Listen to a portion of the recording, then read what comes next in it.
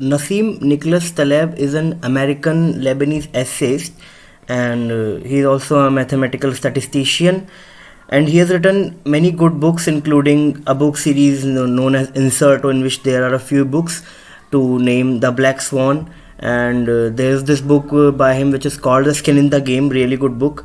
And there is one more book which is a collection of aphorism. It is called The Bed of Procrustes. So in that book there are a lot of aphorisms on different genre or topics.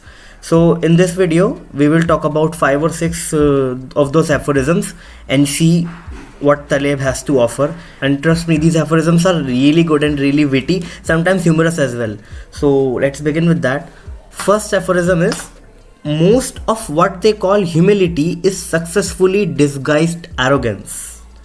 यहाँ पे क्या बातें हैं, यहाँ पे 2-3 बातें अलग अलग आएंगी. देखो, most of what they call humility is successfully disguised arrogance.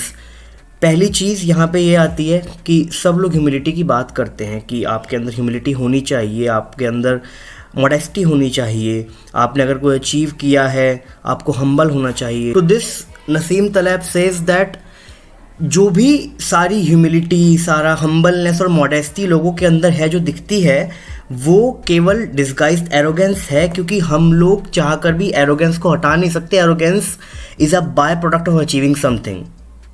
तलेब says that only कि एरोगेंस सबके अंदर है, ह्यूमिलिटी केवल छुपी हुई एरोगेंस है, डिस्गाइज्ड एरोगेंस है basically.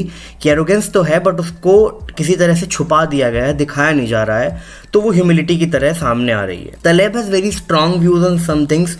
He also has very strong views on, like he keeps on saying that being an employee or being a slave is the same thing. There is this aphorism from this book only where he says there is only one thing not same or not common among slaves and employees, is that slaves don't need to flatter their bosses while employees need to. So he is always against this employee thing, that if you are an employee then you are a slave. Second one is, much of the difference between what is work and what is leisure is branding. आप कोई भी काम देख लो, कोई भी जो काम है उसको आप मतलब कोई भी चीज़, कोई भी एक्टिविटी को आप काम का दर्जा देते हो या फिर आप उसको लेजर का, फ्री टाइम एक्टिविटी दर्जा देते हो, ये केवल डिपेंड करता है उसकी ब्रांडिंग कैसी हो रखी है. और इसका एग्जाम्पल आज के टाइम से बेटर और कहीं पे भी नहीं है. आज काफ़ी सारी इस तरह की activities, for example making reels video, doing lip sync videos और whatever people do, which is a leisure activity, but now it is not a leisure activity. Branding has changed. People see it as proper work. They get paid for it. Brands see that they have audience and they pay them for their advertisement. So केवल branding का फ़र्क होता है कि कोई काम है या कोई काम लेजर एक्टिविटी है. कि गाने लिखना एक लेजर एक्टिविटी है, वो एक काम है. म्यूज़िक कंपोज करना एक लेजर एक्टिविटी है, फिर काम है. केवल ब्रांडिंग का फ़र्क है जो कि टाइम चेंज होती रहती है. लोग ही उस चीज़ को बनाते या ख़राब करते हैं. Every angel is an asshole and every asshole is an angel. Every angel is a devil and every devil is an angel somewhere. कोई भी इंसान हर किसी की नज़र में अच्छा नहीं हो सकता हमेशा. इसका एक बहुत अच्छा एग्जांपल यही है कि कोई चोर है, वो कहीं चोरी कर रहा है, तो चोरी करके गया, तो जिसके घर चोरी उसके लिए वो ख़राब हो गया, डेविल हो गया. और अपने घर जब वो गया अपने घर वालों के लिए पैसे लेके, रोटी लेके, खाना लेके, तो उनके लिए वो एंजल हो गया.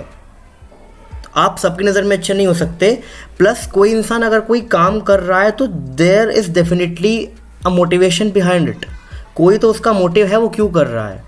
हम लोग, मैंने पहले भी बार वीडियो में बात करी है अबाउट द प्रोटैगनिस्ट सिंड्रोम. हम लोग को लगता है कि हम ही इस दुनिया का सेंटर हैं, बाकी साइड आर्टिस्ट हम कभी सोचते नहीं है कि बाकी लोग क्या सोच रहे हैं, जो कर रहे हैं वो क्यों कर रहे हैं, उनकी लाइफ में क्या हो रहा है, क्या चल रहा है, उनका वो काम करने के लिए मोटिवेशन क्या है. तो इसी वजह से हम लोग कभी ये चीज़ पे ध्यान नहीं देते, और इसी वजह से हमारी नज़र में ज़रूरी नहीं है जो इंसान खराब है वो सबकी नज़र में खराब हो सकता है, कहीं पे वो अच्छा हो. An idea starts becoming interesting when you fear taking it to its logical conclusion. इसके ऊपर मैंने पूरी एक वीडियो बना रखी है.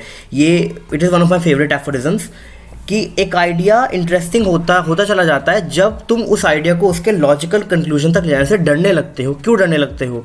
क्योंकि अगर तुम उसके लॉजिकल कंक्लूजन तक उसको ले गए तो उसके अंदर की पोइट्री मर जाएगी, और उसके अंदर की पोइट्री मर जाएगी तो तुम जियोगे किसके सहारे? क्योंकि पोइट्री के सहारे ही तो तुम जीते हो. इसको मैंने और एक्सप्लेन कर रखा है बहुत डिटेल में एक वीडियो में, उसको मैं यहाँ जहाँ भी लेफ़्ट राइट जहाँ भी आता है वहाँ पे मैं टैग कर दूंगा, लिंक कर दूंगा, देखो ज़रूर उसको जाके। उसमें 2 और फिलोसफर्स राइटर्स की कोट्स हैं। इन तीनों कोट्स को कैसे ये सेम चीज़ की तरफ पॉइंट कर रही हैं, तीनों अफरिज्म, और क्या मतलब निकल के आता है उसके बारे में बात करी है, उसको ज़रूर देखो जाके, ठीक है। Next is good artist copy, great artist steel. Now do one thing, good artist copy, great artist steel के बाद एक वर्ड लगा दो, द आर्ट। गुड तो समझना बहुत ईजी हो जाएगा। Good artist copy the art, great artist steel the art. Good artist क्या होते हैं, फॉर एग्जांपल अगर सिंगर्स हैं या म्यूज़िक कंपोजर्स हैं, तो जो अच्छे आर्टिस्ट होंगे वो आर्ट कॉपी करेंगे, कैसे अच्छा म्यूज़िक बनाना है। और जो ग्रेट आर्टिस्ट होंगे वो पूरी आर्ट ही स्टील कर लेंगे, वो उसमें अपनी क्राफ्ट में इतने एक्सपर्ट हो जाएंगे कि वो अपना खुद का नया टच डालेंगे उस आर्ट में और पूरी आर्ट अपनी बना लेंगे।